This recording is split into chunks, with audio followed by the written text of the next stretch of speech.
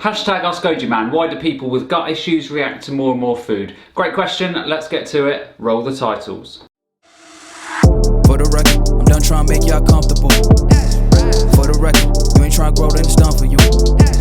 Hey everyone, good to see you again. If we haven't met before, then hi, I'm GojiMan. I'm currently finishing a Masters in Nutrition and qualifying as a Nutritionist, and later this year I'm going to be doing a PhD in Nutritional Science. I do vegan nutrition videos as often as I can, in which I answer your health questions under the hashtag Ask GojiMan. So if you have a question for me, then hashtag Ask GojiMan in the comments below, or alternatively send your video questions through to contact@gojimannutrition.com. So as always, just a quick reminder that I'm now offering the SIBO, organic acid, stool tests and consults via my website. So if you have any digestive or health problems, then consider taking these tests, as they will provide a lot of very detailed information upon which you can start making informed decisions and start getting your health back on track. And on that bombshell, to the video. So a really good analogy that I came across a long time ago in better understanding gut health is the analogy of the inflammation bucket.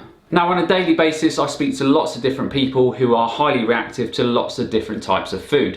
They could have a histamine problem, a salicylate problem, oxalate or sulfur issues, or all of the above. And this is how I explain the problem to them. So if you imagine your gut as a water bucket, and at the bottom of the bucket you have a tap, and that tap is your waste pipe. So if you have no gut issues, then food, salicylates, oxalates, etc. go into the gut and then get metabolized with no problems, and out the waste pipe they go. But what then happens when you've taken a course of antibiotics that decimates your gut flora, or you've previously had a poor diet, or you've had a really bad case of food poisoning and you are now suffering with post-infectious IBS? Well, in these scenarios, the waste pipe in the bottom of the bucket becomes jammed shut. So you eat your food and the oxalates, histamines, salicylates and other compounds from the food enter your gut. But instead of being metabolized and going out through the waste pipes, they now start building up in your gut. And as we continue to eat with these gut problems, the bucket then starts filling up quickly until you get a cascading of water over the top of the bucket. And for you, the cascading of water represents symptoms. So if there are too many histamines in the bucket, you might suffer with insomnia, bad vertigo, dizziness, or even anxiety. And if the bucket is full of oxalates, then you can get brain fog, joint problems, and even heart arrhythmias. Or you may be highly reactive to lots of different compounds, and the symptoms can be wide-ranging, from brain fog, anxiety, skin issues, to name a few.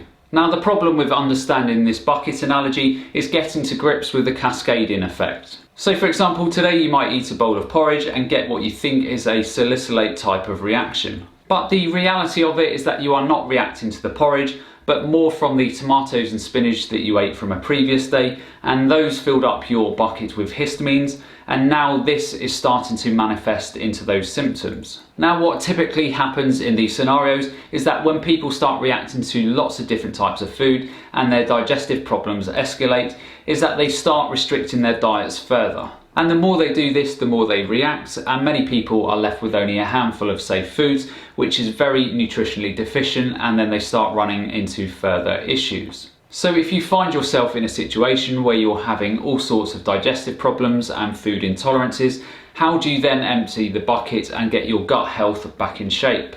Well, first you need to establish what issues you have present in your gut. So is it SIBO, histamines, oxalates, parasites, or other gut issues that is making it impossible to break down food and compounds correctly? Now, you find out this information by taking the SIBO, comprehensive stool test, and also the organic acids test. These tests will provide you with detailed information about what's driving your issues. And armed with this information, you can then start backing up out of the mess that you find yourself in. So typically fixing the issue will involve a short period of reducing the compounds that are problematic for you. So this might involve a low oxalate or low histamine diet, for example. Now remember, by eliminating the triggering foods, you are not fixing the problem, you are merely reducing symptoms. So now we have reduced some of your symptoms and your gut is not receiving a right hook every day, and you are now in a position to start fixing your root cause. So depending on what's driving your issues, this may involve a few digestive supplements to support digestion, as well as fermented foods. So fermented foods will be essential to getting beneficial bacteria into the gut, so you then have sufficient bacteria to degrade oxalates and histamines, etc. Now, if there are any types of bacterial problems in the gut, then you also need to address these. And this will typically involve antimicrobials and antibacterials to rid the gut of pathogens. Now, the most important aspect to remember with supplements is that they are a temporary crutch. Just as when you break your arm and you heal the arm using a cast, you do exactly the same thing with supplements to help heal your gut. So supplements are a temporary help to get your gut moving in the right direction, and when this starts to happen, you remove the cast from your gut, and then your gut should start functioning on its own. Now, what you absolutely don't do in this situation where you're having digestive and food problems is start water or juice fasting or any similar illogical approaches. So many gut issues are resultant from not having sufficient bacteria to degrade certain compounds in your foods. So if you jump into a water fast and kill off what bacteria you do have present in your gut, then how on earth is this going to help resolve your issues? It's not. And it's also really important to get your health and digestion back on track that you don't try and guess what your issues are. You get actual answers and then you make informed decisions based on these test results. All too often I see people who have assumed that they have Candida, SIBO, etc. without ever actually testing. They try and throw a number of different supplements into the mix or even a Candida cleanse, all while their health continues to decline.